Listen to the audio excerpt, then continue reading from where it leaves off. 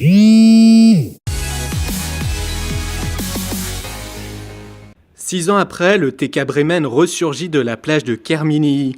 Dimanche, à Erdeven, dans le Morbihan, plusieurs morceaux de la coque du cargo ont été retrouvés dans le sable. Ils ont été placés dans un bac réservé aux déchets. Pour rappel, le navire maltais s'était échoué sur la plage le 16 décembre 2011. Le cargo avait été déconstruit sur place sans laisser de traces, jusqu'à aujourd'hui. À Notre-Dame-des-Landes, l'heure est aux négociations. Ce lundi, en début d'après-midi, un comité de pilotage réunit la préfète de région Nicole Klein, des élus et des syndicats agricoles.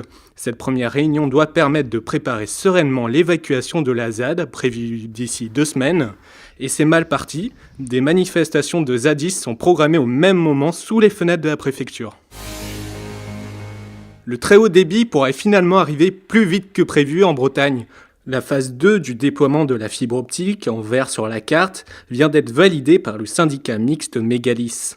Cela signifie qu'entre 2019 et 2023, 400 000 locaux supplémentaires devraient être raccordés à la fibre. 95% de la population pourrait ainsi être couverte d'ici 2023.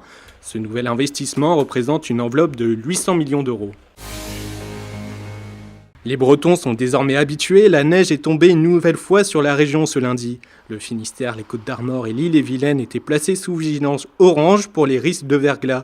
Quelques accidents dus à la chaussée glissante sont à signaler comme à Bottmer dans le Finistère. Le Stade brestois, lui, a été contraint de déneiger sa pelouse, mais la rencontre de Ligue 2 contre Nîmes ce lundi soir n'est pas menacée.